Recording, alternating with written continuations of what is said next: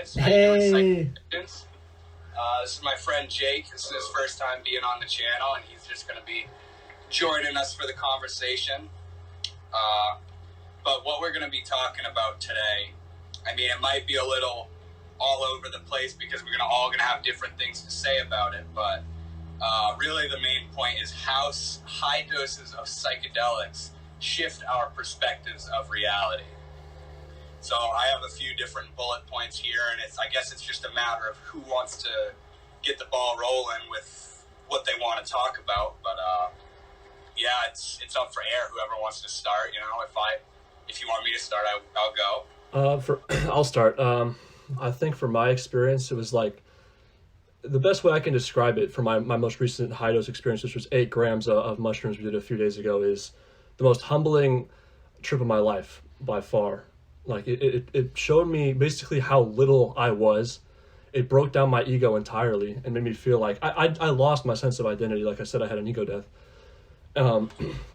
It just sort of broke everything down, you know, and showed me something more than any other experience I've ever had shown me previously. Like my highest dose before this was a 6-gram trip and on shrooms.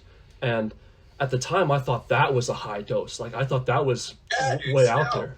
Yeah, and it is. I'm not saying it's not. But like an 8-gram dose, it like wiped it completely away, bro. Like it was by far and away the most intense experience of my entire life, like easily. I don't doubt that one bit, man.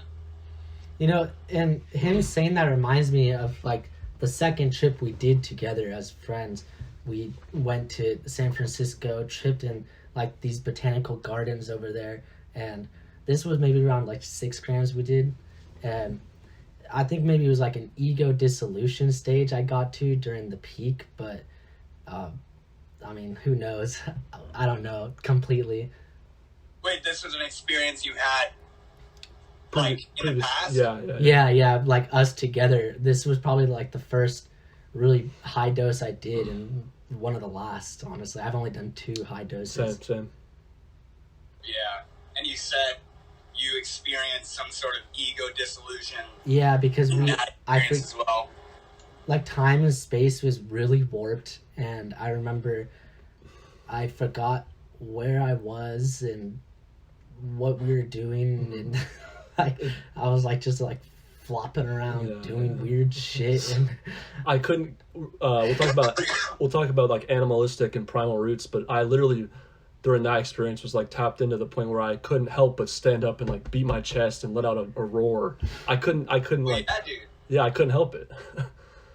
That's kind of what I want to be talking about, is the fact that psychedelics do things like that, and kind of go over why it is that we find ourselves thinking the way we do after having these high-dose psychedelic experiences. Like, the first thing I have listed here is how the mind works on high doses of psychedelics. Now, that is a fucking huge thing to talk about, you know, in itself. But, like, think of any time you've been blasted on psychedelics and the way in which your thoughts are carrying from one to the next, and how it almost seems like multiple parts of your brain are communicating with each other, like, simultaneously. This is actually shown in studies with psilocybin specifically, but that the psilocybin is causing your brain's neural pathways to rapidly communicate with different parts of itself that it usually doesn't. And, you know, like, if you've been in high doses, if you really look at how your mind is working and how it's all, like, dissolving behind you but blossoming in front of you, and like, you know what I mean, in that same moment, like, the places you can get your own mind into while on a high dose of psychedelic is enough to completely lift your boundaries of belief and what you think reality is. And just that these, you know, maybe even moderate doses, but that these high doses of psychedelics bring out this sort of questioning nature, you know? When you're really fucked up on psychedelics, some people, not all people, start to think about and question these really deep and fundamental things like, how the fuck is this happening right now? Or what is happening right now? You know what I mean? Like, or where are we? Yeah, right. Yeah. How is this even possible? Shit like that. Mm-hmm. You know, and like just sitting and observing the high dose experience without your mind is enough to change your perspective of reality and to completely shift how you think about reality, you know, just in the sense of how your own mind is functioning, you know?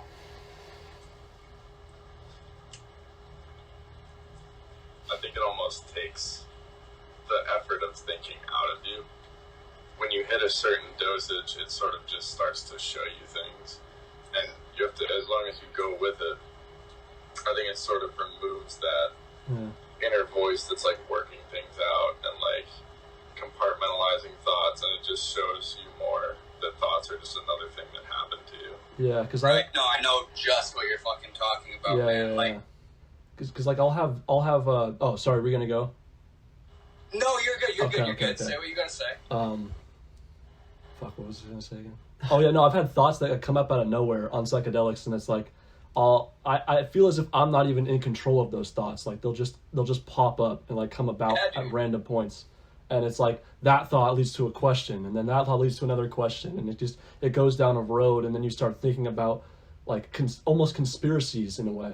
Like I'll start thinking about how like, okay, well, what happens after death? What if our whole life is a lie? What, you know, like yes, I'll question and deeply. Those are called, I mean, conspiracy is a word you could use for it, but those are really called delusions or becoming delirious, where you start to believe this thing you've imagined that you can't prove. Oh shit. Oh shit. Like thinking you're gonna be stuck tripping forever. You know it. I'm fucked. I fucked myself. I'm stuck tripping. This is never going away. That is a full-on psychological delusion induced not only, you know, it's catalyzed by the psychedelic, but really induced by yourself in how your mind can work on these high doses, you know, and that's like part of what I'm talking about. And like what I think you were talking about, if I understand it correctly, is how usually in day-to-day life it seems like you're the thinker of all the thoughts. But on a high dose of psychedelics, it's almost like you're plucked out of the thinking mind and are finally, maybe for once, seemingly for once, seeing the thoughts be thoughts as just this aspect of reality. And you know, this brings me down to another point of like feeling as though you were just awareness, which we can get into, but realizing that your mind is not necessarily what's going on. Your mind is this racing thing trying to make out and, you know, define and like shine a light on what's going on. Yeah, like a radar is kind of the word I was trying to think of. But yeah, sometimes on high doses it can seem like you're pulled out of that or go up above that and can see that whole process taking place and how you're not actually that. And so you're not actually trapped in that, you know? You think that's a part of like ego dissolution then, huh? Like right, that could easily lead into a state of ego death and feeling as though you are just awareness, which is how I have it worded in one of my bullets here. But yeah, Alex, if you want to touch on one of your points you got, dude, go for it. So this is a point I just was starting to think about when you guys were talking about this, and I was thinking about how like shroom trips, at least from, I mean, that's all I've really done is shrooms, high doses of shrooms, and they feel like sexual. Like It's like that's not even weird to me, homie.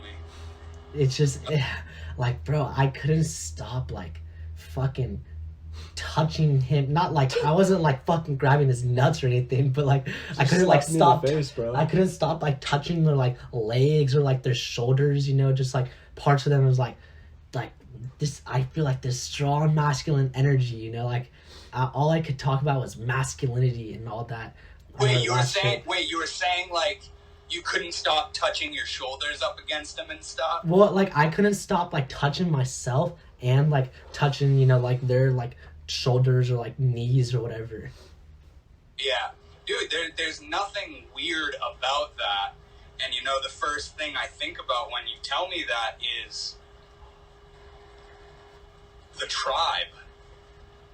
The human fucking tribe that is a part of this journey of life. And, you know, feeling that energy and connection between one another, you know, because I've been in states where it feels as though I'm very a part of and connected to this person that I'm tripping with, you know what I mean? And they might as well be me, you know, type thing. And I feel like it's a sort of like, we keep saying animalistic and bringing that up. I feel like it's a sort of animalistic, primal, like experiencer of this creative, completely imaginary thing going on, you know? Mm-hmm. Imaginary in the sense that it's like a Nephilim. And it's the tribe experiencing it together, you know, as an evolving species. Crazy vibe. No, dude, you're right. It feels like we're almost like merging with like another reality, like we're a mixture of both, you know, like another dimension almost. Like where we're like part third dimension, but we're also part like fourth dimension or fifth dimension or whatever. Where it's just like we feel like that strong energy that just like, wow, I've never felt this before. Overall, it feels like what they are teaching us is old as fuck. Like ancient, bro. Yeah. Like, in all my experiences combined, it seems like the intelligence that is being conveyed, that is coming through, is primordial and like essential type thing, you know? Yeah. Like it doesn't seem like a new fucking idea. Maybe to your cultural time and space oriented mind that just learned this new idea, but little do you know that's how it's been. And if the psychedelics are just trying to get you to remember that, you know? Like taking mushrooms or DMT or ayahuasca and going to the places you go to, it's like that shit's been around for thousands of fucking years, bro. Dude. And that reminds me of a couple of my shroom trips where I'll be sitting there and I'm just like, I'll be viewing the world as if, because I get a great view of like nature. Typically we go to some view or some place out in nature, and so I'll be sitting there thinking as if I'm a historic human being, like as if I'm roaming the lands for like the first time, and I'm just a spectator, you know. That's how I feel. Wait, what did you say? You feel like you're a what human being? Oh, like a prehistoric human, like a very, you know, early human being roaming the lands, just like spectating and seeing everything for the first time almost. I'll get that feeling, and I'll see like old ass like Native American tribal symbols and stuff like that. Not even like while on psychedelics. Or while no? on psychedelics. Yeah, I was gonna say. No. Yeah. Like if you weren't on psychedelics, I was gonna say, well, there you go. That's how psychedelics shift your perspective of reality. Yeah. Like holy fuck. Yeah. But no, yeah. Oh, sorry. Go ahead. Do you guys have anything else that ties into like how the mind plays, like how the mind works on high doses of psychedelics? Oh, you talking about the neuroscience behind like all of our like neural pathways crossing and communicating with each other or whatever. Like, yeah. I forgot what I was gonna say about it honestly, but it was just like it makes me think that we're able to almost how do you say it, like connect to like I don't know, bro. Like the word I can think of, the only word I can think of is like dimension. You know, like we're able to go to where, you know, the gods exist. At least what we think of as gods. What if it is another fucking dimension? You know, like the way we describe dimensions, we got space, we got time. I mean, what's the third dimension? Space, time. I don't know. Why is it 3 dimensions? I don't know, but like the awareness that you come into on psychedelics very well could be another form of a dimension we're entering into or coming out of, you know what I mean? But as far as like how your neuro pathways work on psychedelics, you know, I was able to witness a really interesting experience. You know, I was in a sober state of consciousness, and my brother was on 3.5 grams of some really, really strong penis envy mushrooms. And we were in this talk about like I don't know exactly what we were talking about, but he would get talking, and he would, like, when he wouldn't be aware of his own mind, he would get talking and saying these things, and the way he's wording things, in my sober state of mind, I'm like realizing, like, bro, like, his intelligence is flowing at a peak right now. Like, his ability to articulate and convey what he knows informationally is, like, in a flow state right now. And I told him about it, and it was like right when he was told about it, he wasn't able to go back into it. Mm-hmm. Because it was a sort of unconscious, just a function of the psychedelic in its natural way, you know, without being aware of it. Dude, that's kind of actually for some reason that reminds me, bro, of like my recent trip where I don't know, I was like articulating my words better than I ever have before. So I was like spewing words of wisdom. It felt like for me, at least at the time. But it's like when I came back down, like I felt like I was just not. It was like illiterate almost. Like I was back to the state of mind I was before, and I was just, I don't know, saying dumb shit. And like not articulating my words, not, you know, using or not making more coherent sentences, if that makes any sense. When you're on a high dose, you're probably not even realizing it. Wait, did I just hear something? Yeah. Oh, but you're probably not even realizing it, but you're with a group of people and you're all tripping balls. You're probably not making any fucking sense while you're talking. Yeah. But the information that is being comprehended in your head, in their head, is enough to convey the profound nature of what's going on, you know? Uh-huh. And then you come back down, you come off of the psychedelic, and you go back into that, like you don't have access to that inner knowing anymore. Or at least as intense as it was while you were on the psychedelic, and you were probably wording things the same friggin' way, but like the knowing in it is what was enhanced by the psychedelic. You know what I mean? Yeah. And that's why when you come down with a group of friends, you're like, "What the fuck did we even realize? What did we just go through?" You know what I mean? It's like in one ear out the other, almost, like when you come down. Yeah. Yes. Exactly, dude. DMT trips are like chronically like that sometimes. Like it happens and then it's gone, and it's like a dream that you can barely even say happened, and you're like, what the fuck was that? You know, and you want to try to go back and get a better look at it, you know, but sometimes it's that way every time. You don't get to take something from it, you know? I feel like that's very similar to dreams, because when you wake up, you take like bits and pieces from it, but you're not able to interpret the entire thing. Like I feel like a DMT trip is probably very similar to that, even though I've never tripped on DMT. You're there for it. You're there for it. You are there looking at these completely insane hallucinations behind your eyelids, you know, and if you were to try and open your eyes and sit up and be back in the room hanging out, the fucking world around you would be completely destroying itself with hallucinations. And it's like, that's why you just sit there and close your eyes and watch, because this fucking insane thing is moving through you, and it's like, just sit and watch, dude. Just be with it while it's here, because it's not like anything else, dude. It's fucking, it's wild.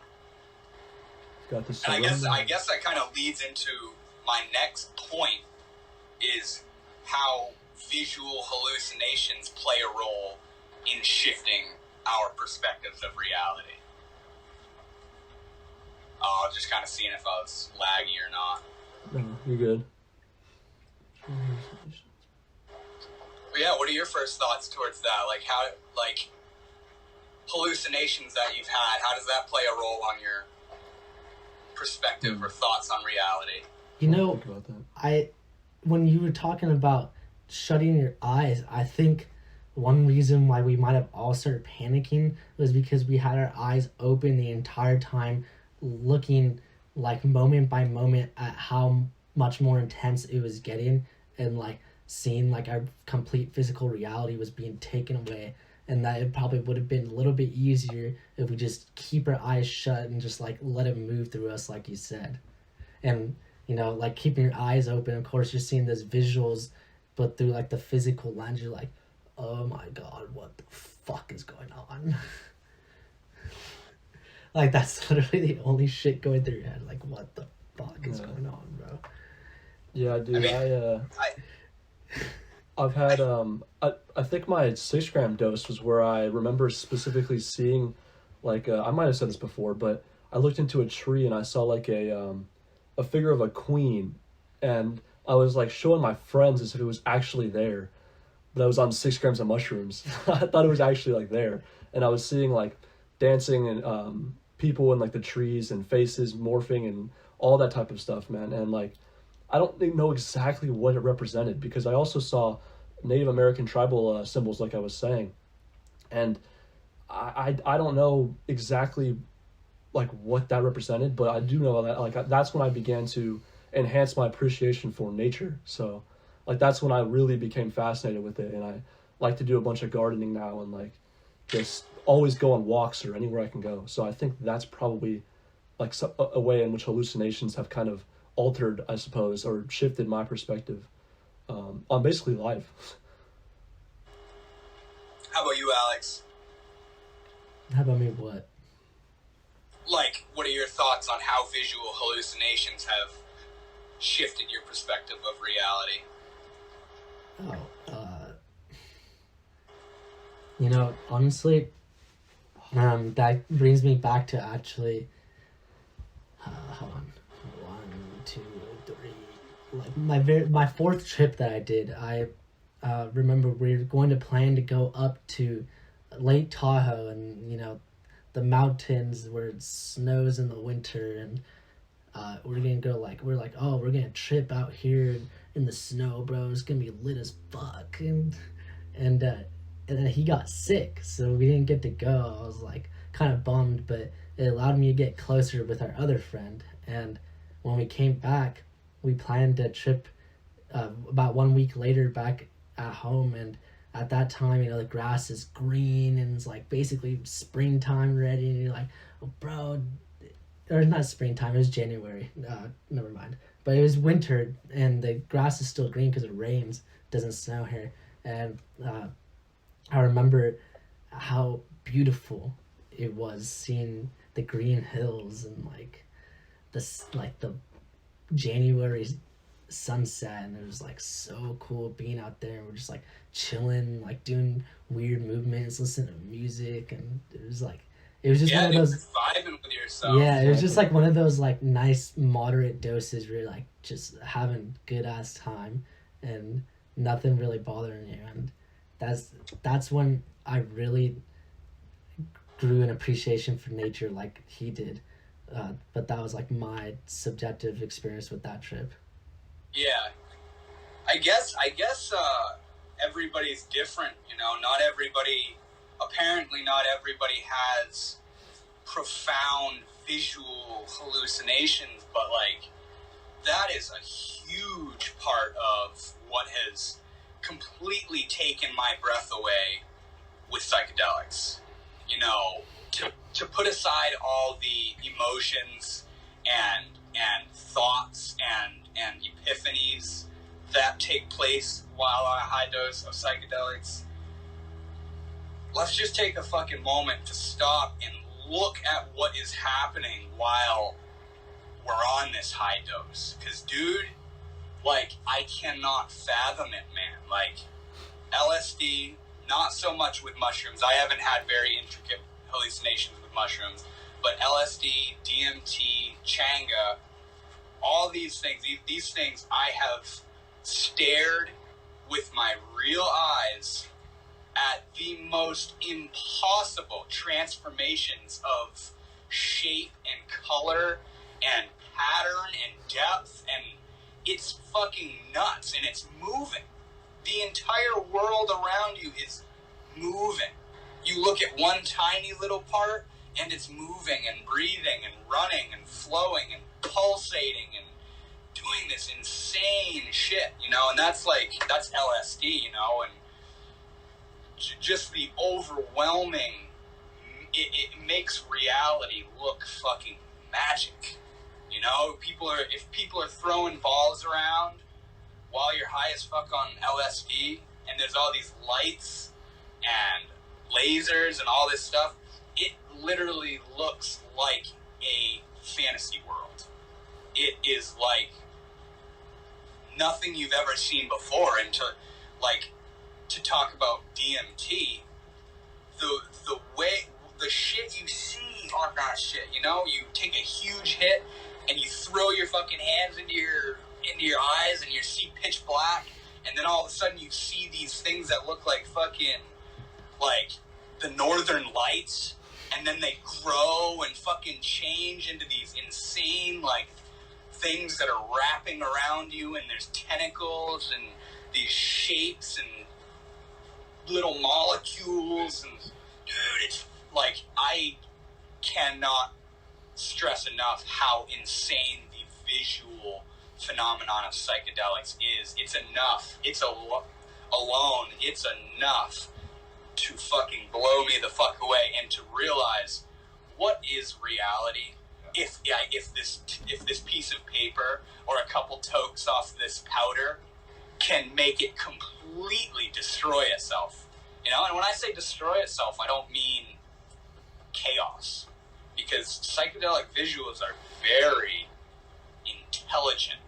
It's like it's a dimension you're seeing into. It's another dimension of how existence forms itself and is happening. I think the only thing that I could compare it to, intelligence-wise, would be nature and the natural way that things grow. Oh, and yeah, and, like, dude. the intelligence of Fuck that. yeah. And the way it all works is one thing. So And I was going to say, I think part of what makes visual hallucinations change your perspective of reality is by literally changing it, like in your eyes. It's like you're just, right now you can say this is my reality, but it's just what you're seeing right now. And then it's like you take these high doses of psychedelics and what you're seeing is something completely different. But you're not different. Sure, there's something in your brain, but it's like, it's just as real to you in that moment right as anything else. Yeah, you kind of wonder, this is just a hallucination? What the fuck do you mean this is just a hallucination? It's the same, it's happening in the same field, in the same playing field as this right now. Where hallucinations take place is right here in this visual thing that we call reality.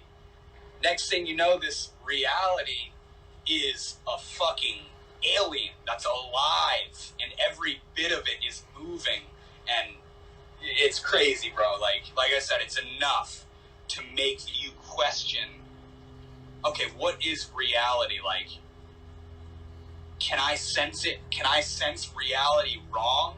Am I sensing more of reality right now? Am I messed up in my head right now? You know, stuff like that. I think each reality is just subjective, probably. Yeah. not one ultimate reality. It's crazy. Life is what you make it. Yeah, that's simply put, bro, but it's true in a bittersweet kind of way, you know, where life is what we make it, and then, oh fuck, life is what we make it. Yeah. Shit, I better take it easy. I mean, reality is weird, bro. I mean, it makes me, after this last trip we had, dude, like, I spent the entire come down and, like, the entire night just thinking about everything that you could possibly think of, like thinking, like, bro, about your shortcomings and, like, how to change that, and all these different perspectives of other people who see reality completely different from you. You forget that they're their own separate human, dude. You're like, holy shit, bro, like, what the fuck? And a big thing for me is I was thinking a lot about my little brother, because I forget that he sees shit way different, because in his reality, I'm his older brother, you know, like, he sees shit completely different, is treated different just because he's my younger brother, Right. by even other extended family and stuff. And I don't know, I just feel like sometimes I'm a little too hard on him, but sometimes he just does shit that makes me like, bro, come on. But at the same time, I still feel like I should give him recognition for just, like, some of the stuff he does. Dude, he's in the same fucking race that you are, bro. He's a human that's here, that's a part of this friggin' journey, you know. He's doing the thing, dude. Yeah, bro, I'm still trying to, like, recollect a lot that's happening from our recent trip. The only thing that I couldn't really, like, remember was what I mentioned earlier before we started this, which was my ego death. I made a video on that. But, yeah, I remember stepping outside for, like, by myself for a moment and just, like, thinking about death. Like, I just thought about death, and I was like, okay, what is death? Does it mark the end? Or does it mark a whole new beginning? Or does it even happen? Like, what is really death? And that thought was, like, with me throughout a majority of the trip until I had an ego death. Like, that's literally, but, like, the theme of the trip, I would say. Just me thinking about, like... Did the ego death give you a sort of conclusion or a comfortable outlook on what you think death is? I think so, yeah. Because I don't know, if there's one thing, I felt a lot more comfortable over the last few days, and I don't know why. Just, like, comfortable in my own skin, and like, it just, like, I feel like it really did dissolve my ego in a way. Even though I still have an ego, it's like, it's not. I don't feel as attached to it, if that makes sense.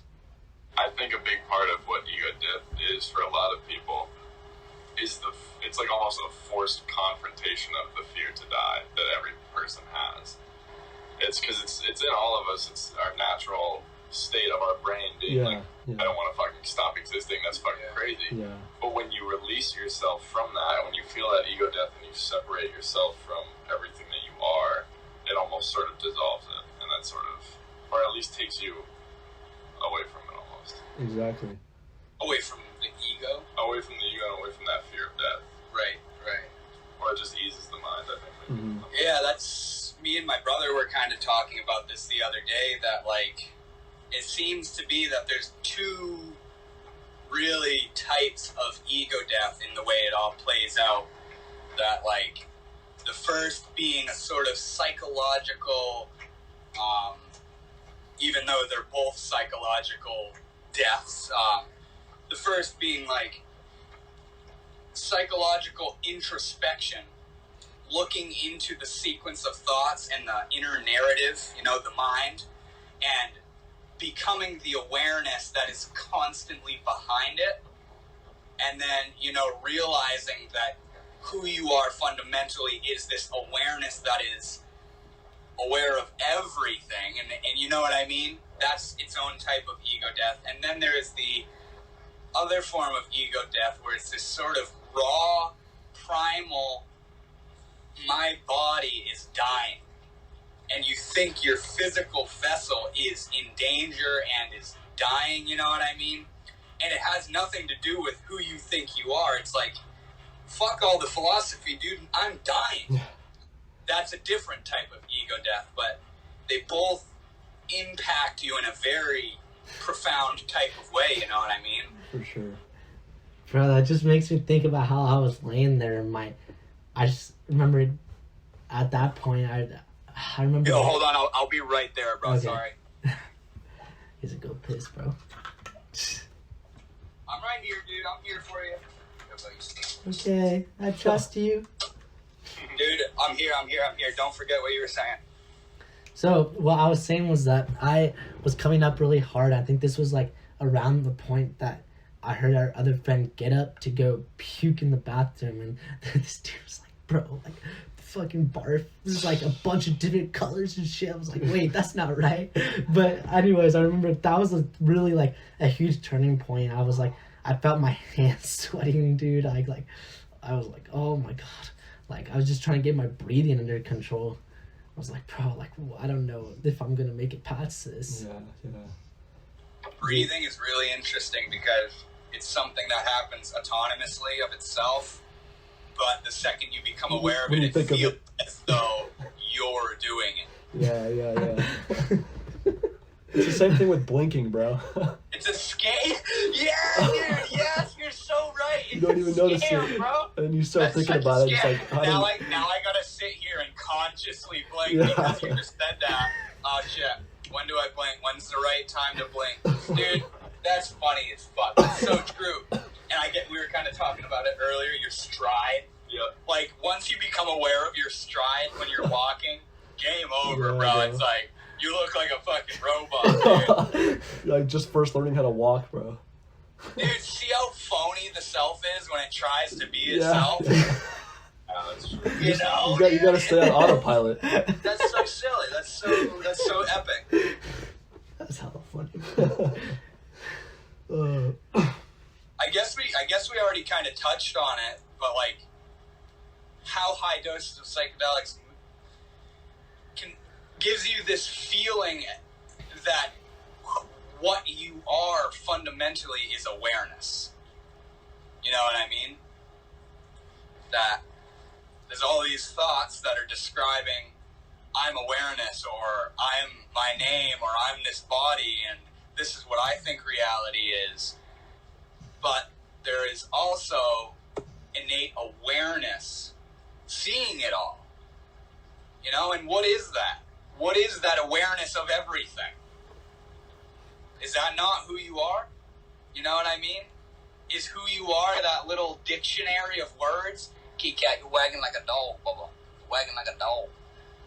You know what I mean? Have you guys ever had an experience like that where, like... I've noticed it, but I haven't really, like... Where you're like, wait, what do you mean, like, experience, like, what? Like, yeah, I like, mean, kind of like you just said, Will. It can just be something you notice. Yeah, where you realize you start to analyze your thoughts instead of thinking them. At least it feels that way. Like, right, like holy shit! I'm busy thinking all the time. I'm aware of my thoughts. I didn't know that. Yeah. You know what I mean? And now you can see the thoughts happening. Have you heard? Yeah. Was it on psychedelics? No, it's in general. I think it's true when you meditate. Right. Then you're thinking, well, what am I thinking? What's my next thought going to be? And then you start to realize, well, I'm not really sure. It's something that you almost control. And then that's when you start to realize, I think, that you feel that just awareness, because that's all you are. You're aware of your thoughts, because your thoughts just happen, even though those thoughts are thoughts. Right. But it's something it's just awareness of your brain and everything around you. But all you've ever been and all you are is what you see here. It's your senses. Trust your nervous system, Timothy Leary. I love it. That's what he's talking about when he says that. What you're talking about right now, the here-ness of your feelings and your see, and like the emotional, sensual reality. That's your nervous system, you know, and like, how is that not you? How is that not you? You know what I mean? Like, you can think of it as your environment, you know what I mean? But that sort of like separates you from it, because like they go together. The organism and the environment, like I've heard Alan Watts talk about this, that like you can't describe an organism without describing the environment it's a part of. And you can't describe an environment without an organism in it, because who the fuck's describing the environment? You know? Environment, world, and self are together. They're one happening. It's how reality occurs, you know? And there's an apparent separation, but it's not a real separation, you know? Now everything we've just been talking about is a good example of like how psychedelics have shifted my perspective of reality, you know what I mean? Mm-hmm. So just how I think that leads me to like one of my points that I wrote down was like time. Fuck, I'm saying it's so weird, bro. Time, space, and probability. And I'm gonna address probability first because we've been talking a lot about time and space, so I might just do it backwards. But so probability, the more and more, and I like realized this the day I had my ego death with Will and our other friend, and I was like, bro, it feels naive to think that there is such a thing as coincidence. That there is. Yeah, I kind of heard you talking about there's that. Like an endless amount of possibilities that through like time and space, through like our 3 dimensions, that, you know, one, like an occurrence where, did I tell you about, okay, let me just tell the story so he hears it. So basically, my girlfriend, she was out in this city like a little farther away from where we live because she needed to go get a COVID test, and she ran into one of her teammates from a couple years ago in high school, and she was just like, oh, like what the fuck, like they ran into each other at like a Whole Foods at the same exact time, and it just made me think like he could have literally been there 10 minutes earlier. They would have never seen each other.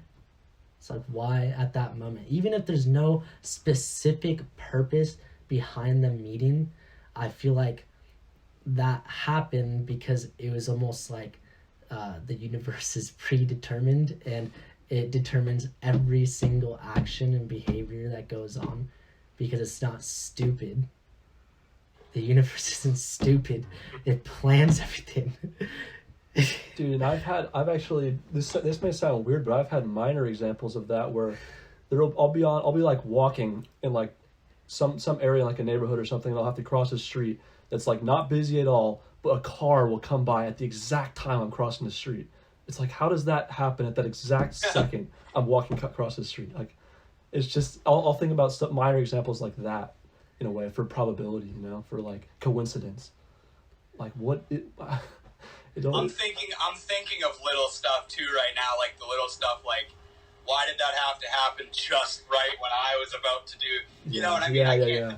Well, bro, it's like kind of like hindsight bias almost, where you're like, oh, bro, I bet that wouldn't have happened if I didn't think of it. You know what I'm saying? Wait, what did you just say? Said that. That wouldn't have happened if I didn't think of it? Yeah. Yeah, dude, like, what we call synchronicity, or like, as boring people would call it, a coincidence. I think a big part of what is going on is like, say you see the number 11 one fucking time, and you go, you just kind of point it out to yourself, like 11. Or like, you look at, like, this is something that happens to me. I always look at the clock at 9:11. 9:11, you know? And like, I'll just check the phone at 9:11. And it's like, why am I, like, all the time? Once or twice a week, you know, I'll open my phone up and it's 9:11. And it's like, am I unconsciously doing, like, do I have an unconscious clock that makes my muscles check my phone at 9/11, or is it a accident? Is it a coincidence? Right. You know, or like, Neither. or like when you see, like I was kind of talking, when you see the number 11, and then you're driving down the road and you see 11, and then you walk into a store and you see something's for $11, and then you're reading a book and you see 11 you're on page 11, and that's when you become aware of what page you're on is 11, you know, and you're thinking like, why 11? Why is 11 everywhere? But like, I think part of what's going on is that it's that you're aware of 11. You're just aware of 11. That's why you see it everywhere. You know, And that's how the mind works in a bigger scale, in an emotional scale as well. You know, like if you're thinking negativity is a synchronistic type, you know, it's going on. God damn, I'm seeing this everywhere. You're on the lookout. You're hunting for it. So you're going to see it a lot more because it's a part of reality. It's a part of reality, and it's not like if you think negative and have a shitty life, it's not fucking a coincidence that you're having a shitty life and shitty stuff constantly happens to you. You're just looking for the negative stuff. You know? It's a matter of what you're looking for that makes out like, I mean, you think about like accidental coincidences, like you drove by the same person twice in one day. I think I heard that or something from one of you. Oh yeah, so I a couple days ago I was coming back from the gym, and then I drove past my cousin who was going home, and he only lives like a mile away from me. But you know, I drove past him. I was like, didn't really think much of it. And then later, just as I was leaving my house to go somewhere, I drove past him again, going back the same exact route.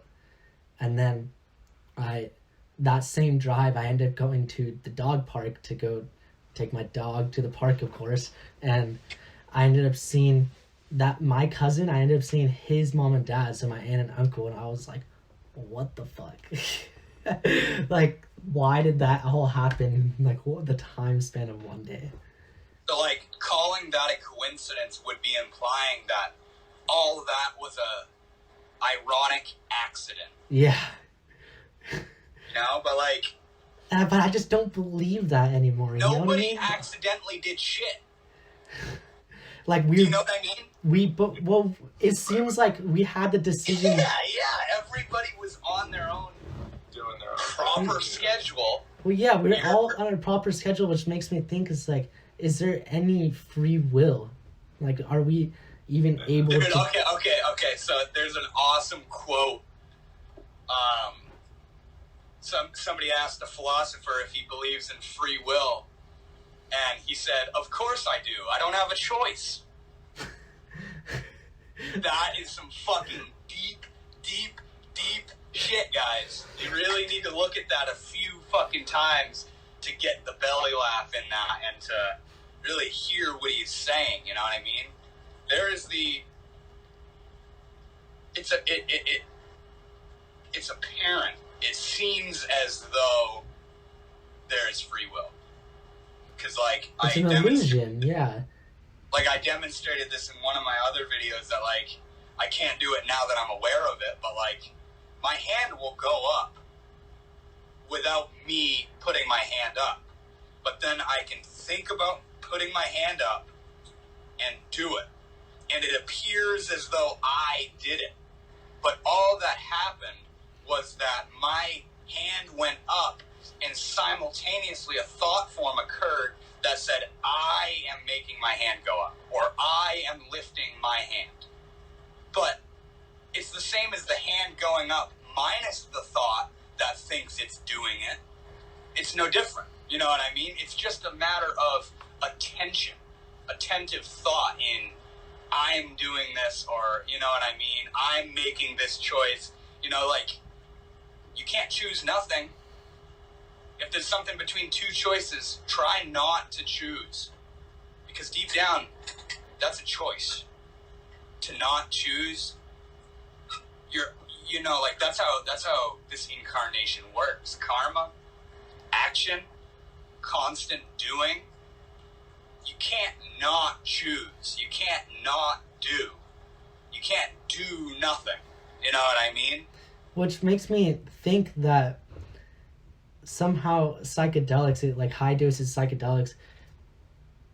Oh yeah. Yeah, that's what we were talking about originally. Yeah, right. Like it almost shows you that reality is predetermined, and in a way, it's like I almost feel okay about that. Like I feel just fine. Like, oh, whatever. Like if it's all going the way that it's supposed to here, then you might as well just go with it and then free flow. And to me, it brings me to time, which makes me think if all like points of our life was, if it was all really predetermined, we have zero free will, and it's just basically fate, then basically fake.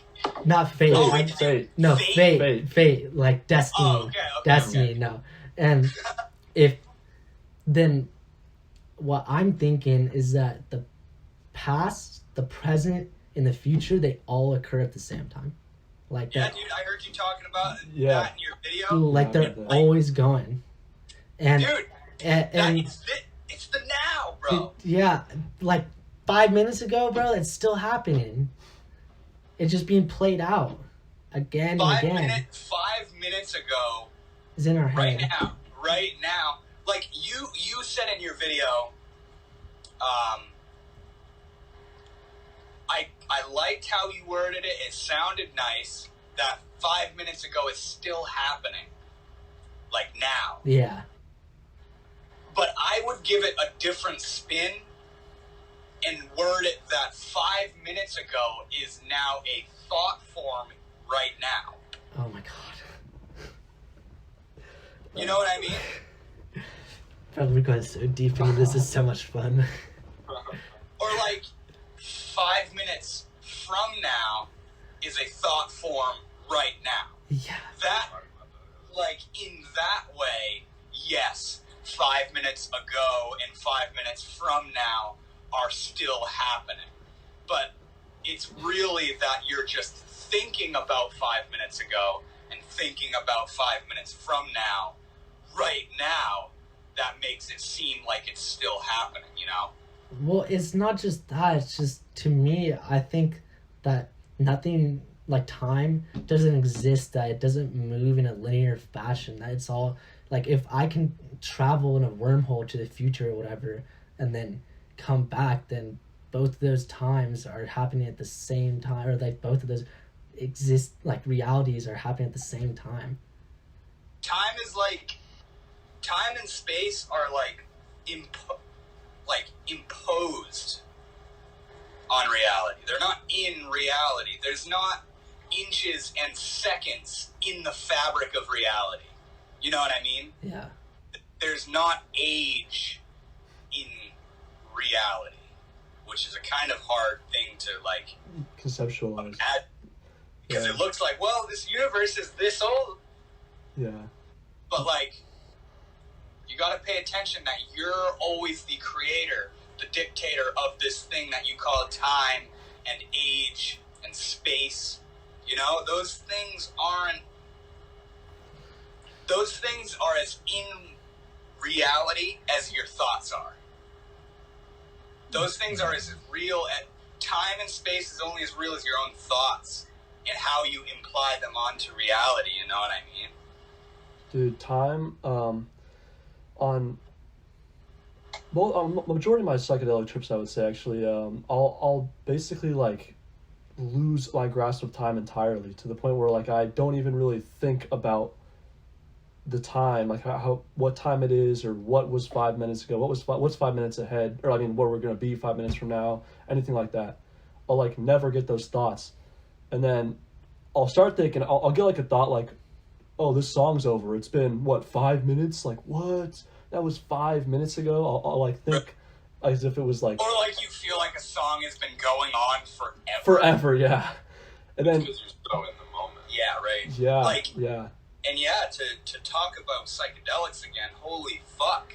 That's why people some of the most traumatic experiences of their life is because, or think that the trip is never going to end, because these perceptions of time have completely broken down into the now, which is in essence eternal. Yeah. The moment is always The moment. and that's why it can seem like if you're in fear, it is intense, everlasting fear, you know what I mean? Or like, if you're in one of those trips, it can seem like this is never going to end.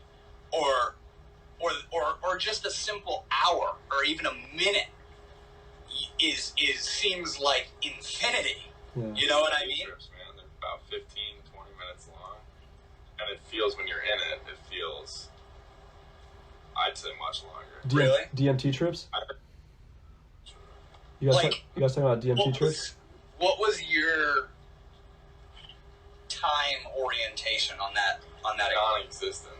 right? It's not Right. being a concern. Right, it Where wasn't it's like, even, it's not something that I'm like keeping track of. It's not something that I have to think about or worry about. it wasn't even Because if it was it's a man-made concept. That's the fucked up part. like it wasn't quick or long. Bro, that's how it is at work though. Almost like I'll be working at Starbucks. I'm like, I can't fucking stand this job. Constantly look at the time, bro. Like, when the fuck am I gonna be able to leave already? We are enslaved yeah. by time. Constantly checking your watch. Yeah.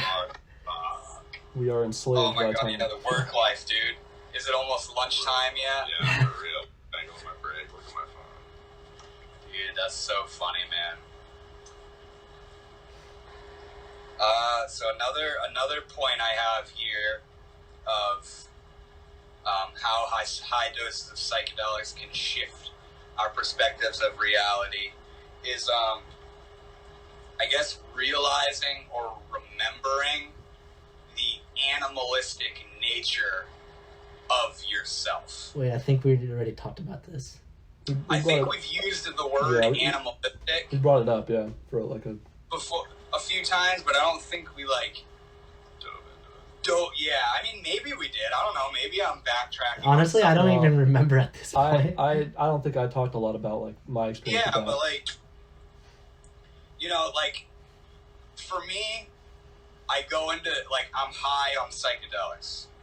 I'm tripping balls, as we call it, and I go into the bathroom and look into the mirror, and my pupils are fully dilated, and I'm looking at myself, and my hair is growing, and my facial features are reconstructing themselves, and I look, and my beard is growing and shit. It's like I look like I feel and look like a fucking beast right now. Yeah. Like a animal. Like it's like it brings you to your senses of being a organism Yeah. in life.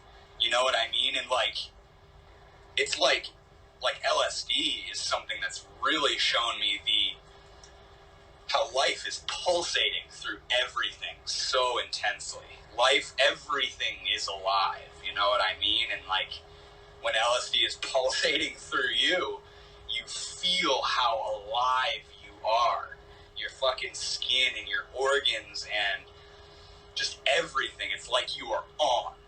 Like Timothy Leary says, turn on, tune in, and drop out. It's like it turns you on, dude. And like it's like it takes the reality switch and turns it to the max. And all of a sudden you like, I don't know, it's this very wild Awareness. yeah, kind of like a hyper awareness. Like That makes me think about indigenous cultures and how like they're Yeah. so connected to the land, and you know they had to go hunt and shit. And when you're like physically exerting yourself, and having to go work towards something, you feel good. You're like, oh, you know, there's like so many studies behind how, you know, being physically active is good for your depression, or like prevents depression and anxiety, or, you know, helps ease it at the least.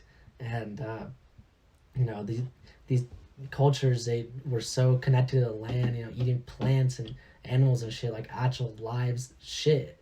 And now we live in a society where a bunch of different things are processed and it's like dead already, you know, it's not even real food, half of it. and we don't feel as great. We're not getting outside enough. We're not getting the sunlight and, you know, looking at the trees and feeling the grass. I feel that hardcore, bro. I feel that deeply, you know, not only in society, but in myself. I don't go the fuck outside and just sit down enough. I don't feel the grass on my feet enough, or feel the oxygen going into and out of my lungs. The very happening, you know what I mean? And to talk about psychedelics, they can be a tool to bring you back into that happening, you know what I mean? They can show you that you're happening.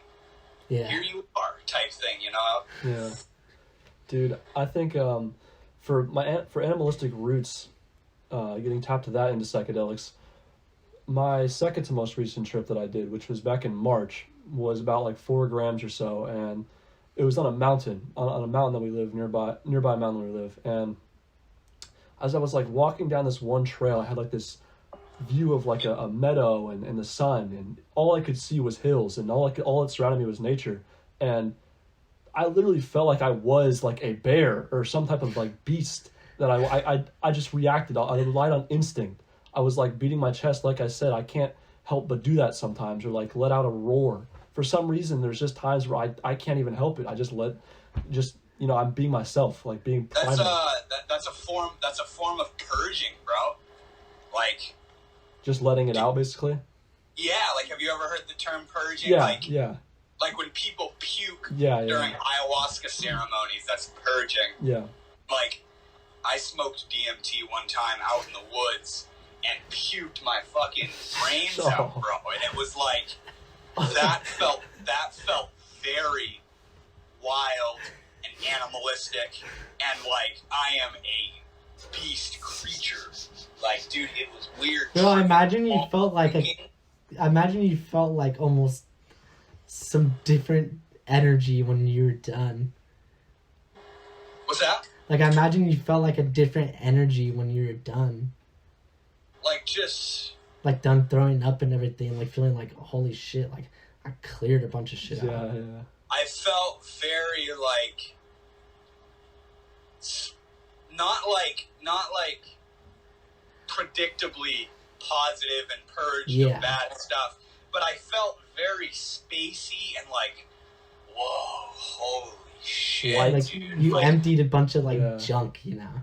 Yeah, and like, I mean, we can debate whether or not it was just I took too big of a hit or something, but like, DMT doesn't chemically give you nausea.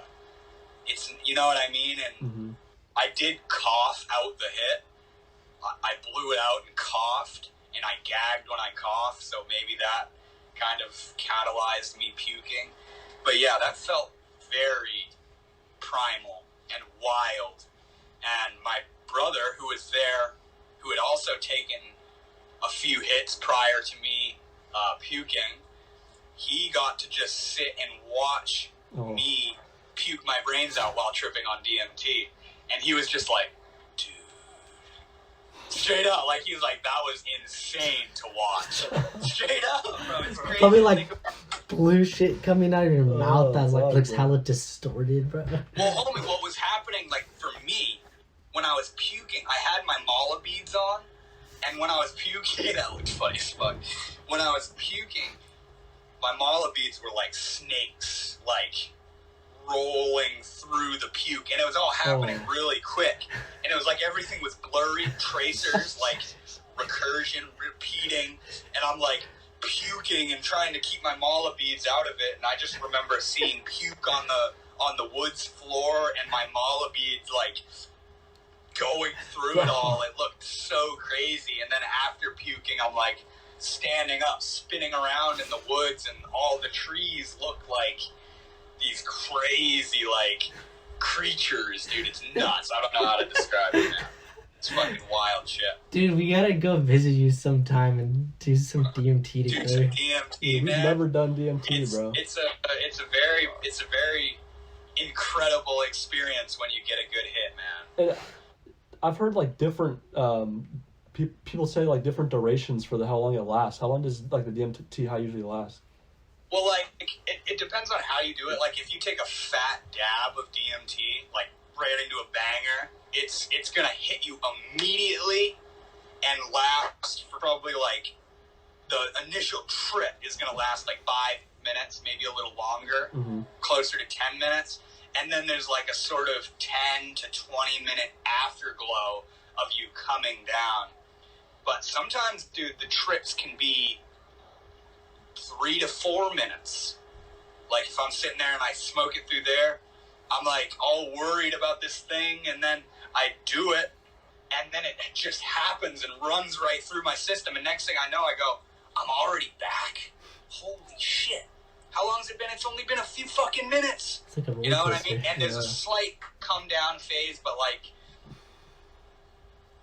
if you were to do it in the way that I do it, it's going to kick in immediately, and you're going to be tripping hard visually, and, you know, you're going to be tripping balls for, like,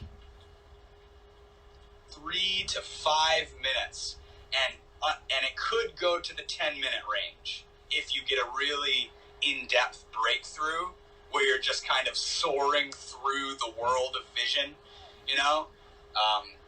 But yeah, it's a really brief experience. It's a really brief experience. But like, if you smoke changa, which is herbs that are laced with DMT that typically have an MAOI in them, which makes DMT orally active, you smoke that stuff and you don't feel anything kicking in at first. And you're like, what the hell? So you keep smoking it. And then all of a sudden you start to feel this fucking DMT thing coming over you over like 1 to 3 minutes, and you're going, oh, this feels kind of fucking familiar. I feel pretty trippy.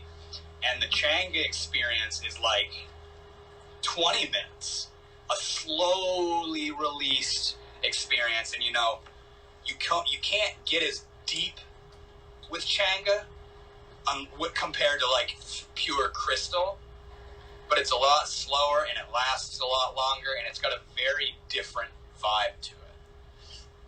But yeah, it's a quick experience. Yeah, I feel like if I were to go back to a dose or any type of experience that was like near what we just experienced a few days ago, it'd probably be through DMT, because like I prefer a shorter experience, because I don't know, I just feel like I need some time away for a little while from psychedelics after that. Yeah, there's no problem with that, man. Yeah. There's nowhere you're trying to get to. There's no rush. Exactly, yeah. There's no goal to get to a certain spot. But like with DMT, bro, you'll accidentally fucking go magnitudes beyond where you've ever been with LSD or mushrooms. That's the thing. DMT is a gateway into pure psychedelic realm, you know? But the thing is, it's not that fucking scary. It's not that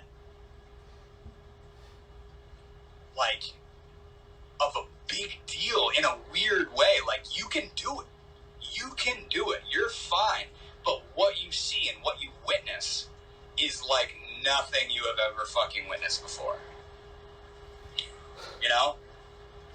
And like there's a lot less like worrying about who you think you are and ego death and how thoughts work while you're on DMT. Because you just go straight into it. You're being force-feeded these fucking hallucinations that are completely taking your attention away from everything else. You're like, what the fuck is all this? It's not like a hella slow build up on like it is on shrooms or acid, where it kind of you slow. It's immediate, bro. It's immediate. Yeah. It's immediate. That shit sounds intense though, but. I don't know. So guys, do you have anything you feel like you missed? I have one more bullet point that I can touch on. Dude, honestly, I think I'm pretty much done. You're pretty much done? Yeah. Yeah, I've said pretty much everything, but if you have anything more to say, go ahead. Yeah, dude, I mean, my last point as to why, how high doses of psychedelics can shift our perspectives of reality is, I kind of talked about it a little bit earlier, but like,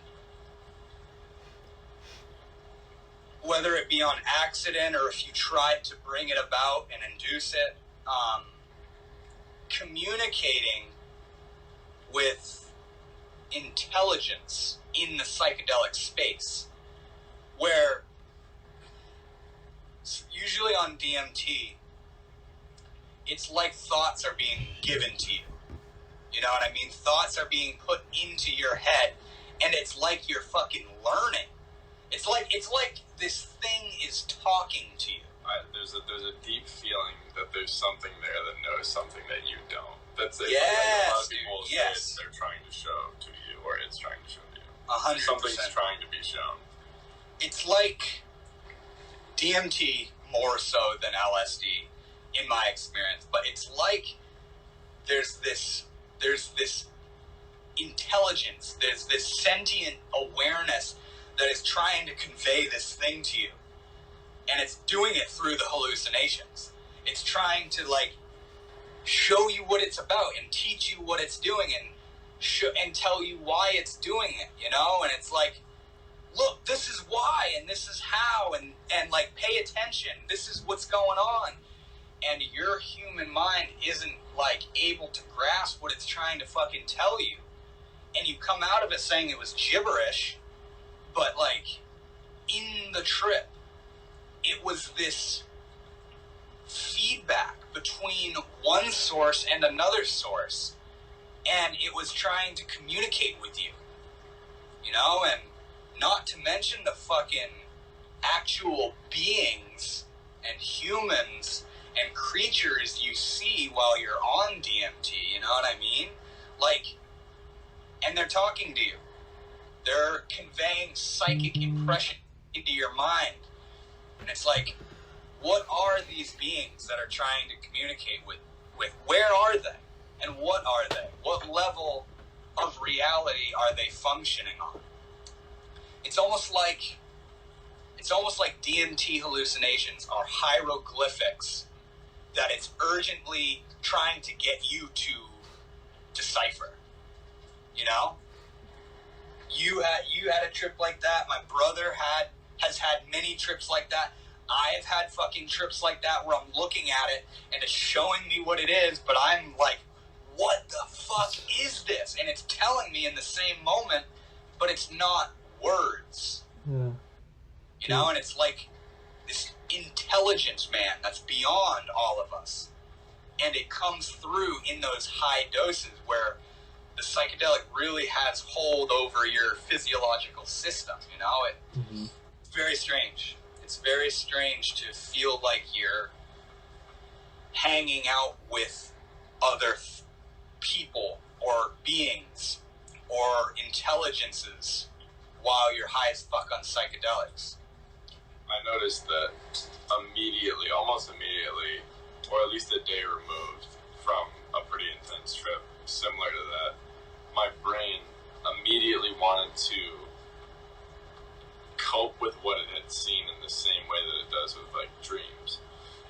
Where you kind of push it aside and you're like, oh, it was just this. It was just an unconscious state of imagination. Yeah, right. But at the same time, it's something you were awake for. It's something you were present for. You knew what was going on. And that can be the same case for dreams. Yeah. So it's like, let's all get lumped in this thing that's not real. Right. Or this thing that's just, like, in the head. It was just an hallucination. That actually makes me want to bring up how, I don't know if this is true for you guys, but after, like, my last shrooms trip, last night I slept really well, but the 2 or 3 nights before that, I was having, like, intense dreams. Like, I was right back there tripping balls again. Yeah, dude, I heard you And talking. I was like getting up, like, I would get up after, like, maybe, like, the first sleep cycle that I had, and I would be sweating, and I'd be, like, hot. I'm like, Jesus Christ, dude.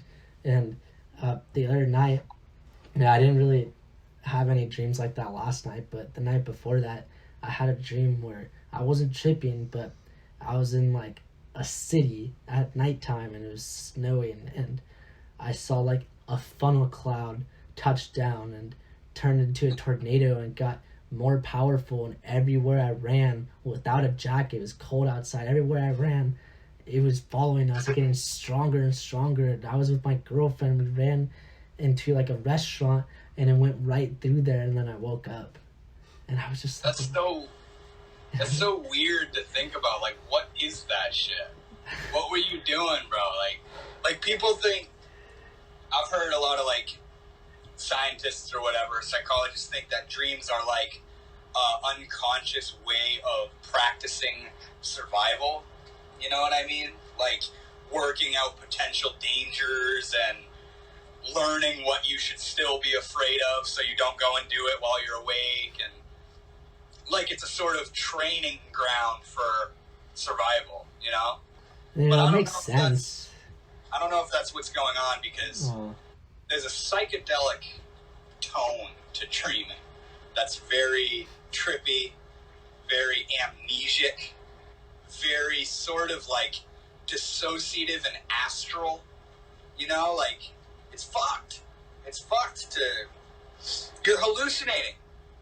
It's not reality, you know, what you call this, it's a inner hallucination. Dreaming is very fucking far out. So, some might turn it around and say it's a dreamlike state that one feels on psychedelics too.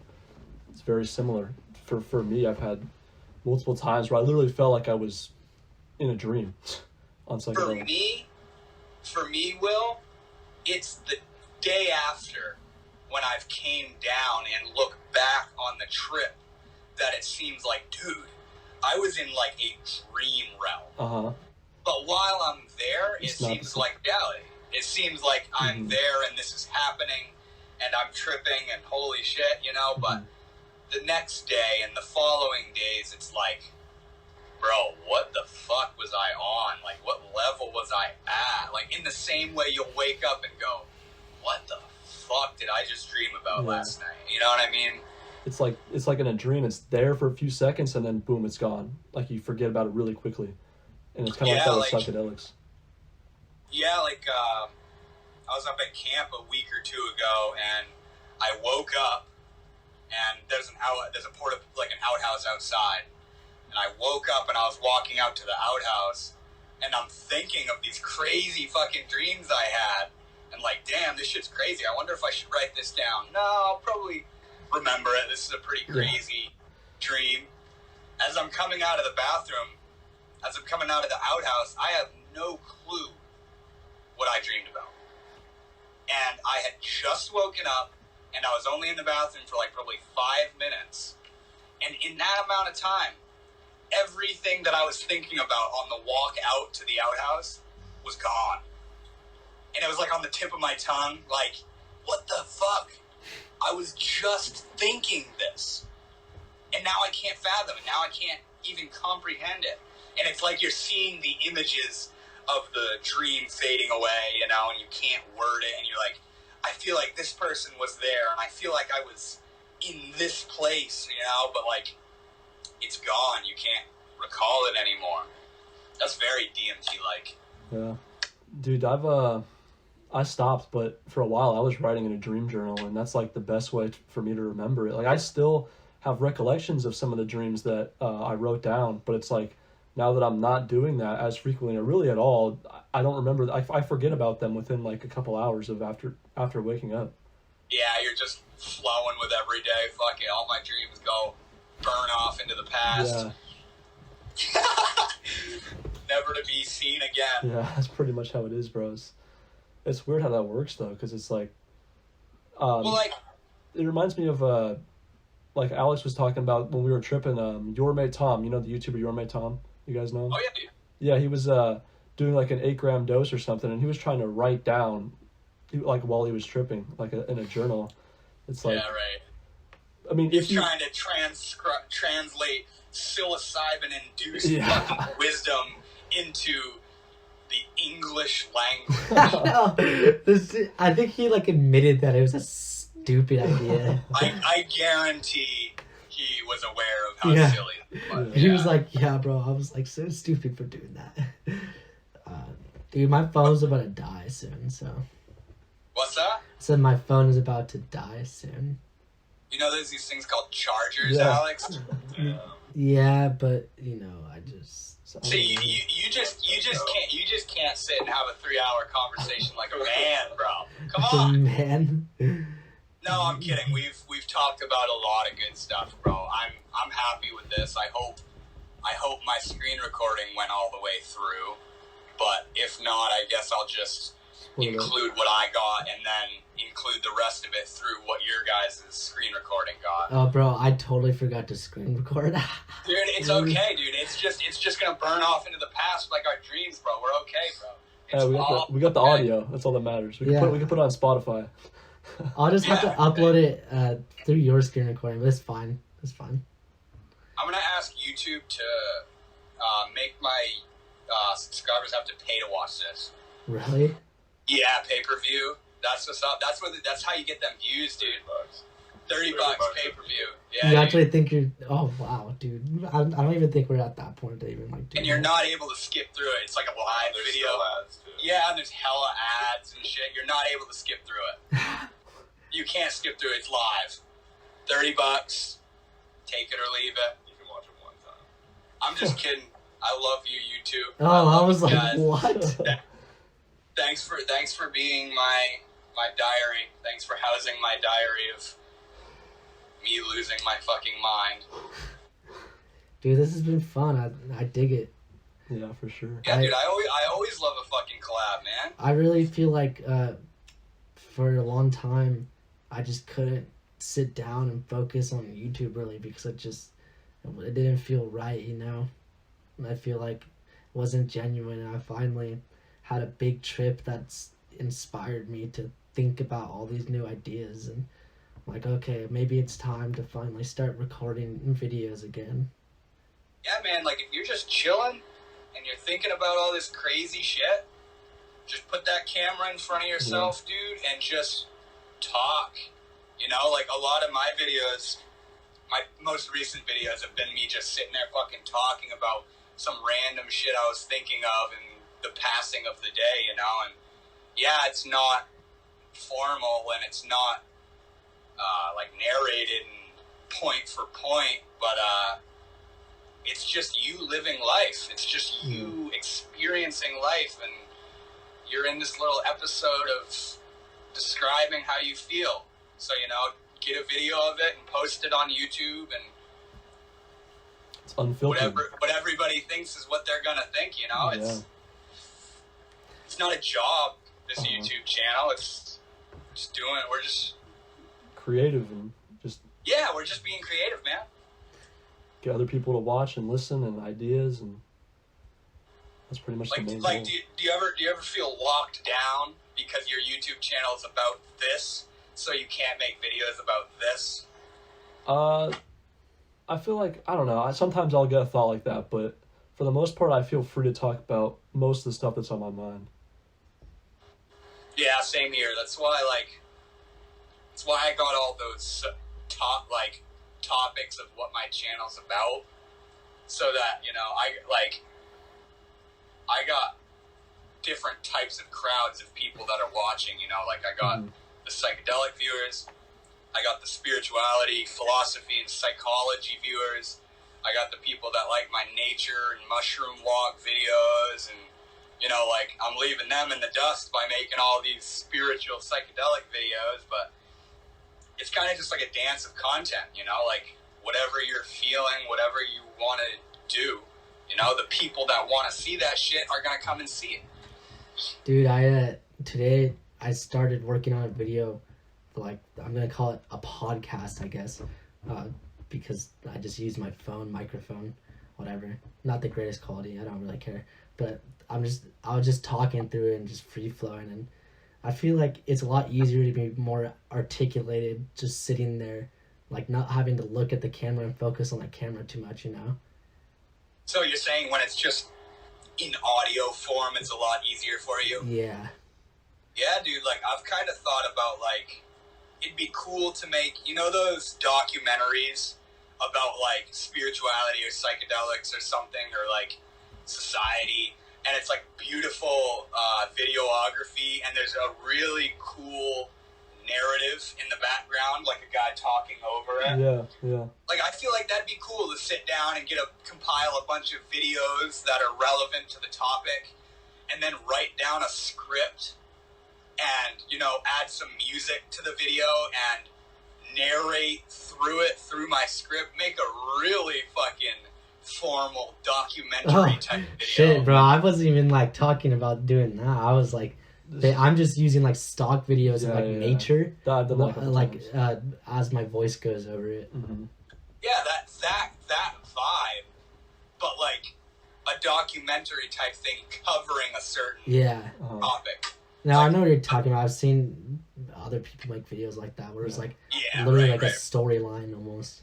Yeah, it's cool. Like, you just sit there and you're watching these clips of people living their life and nature overlooks and stuff, and he's talking about life and ego, spirituality. She's crazy, bro. Anyways, man, thank you so much. Yeah. Yeah, no problem, man. I love it. I love having these collaboration conversations, dude. What is this? Number 5? I think this is 5. Wow, Yeah. 5. 4 or 5, yeah, I don't know. But yeah, thank to you two and to you, man. Thank you. Yeah, Thank thanks, you man. so Thanks for much joining. Yeah.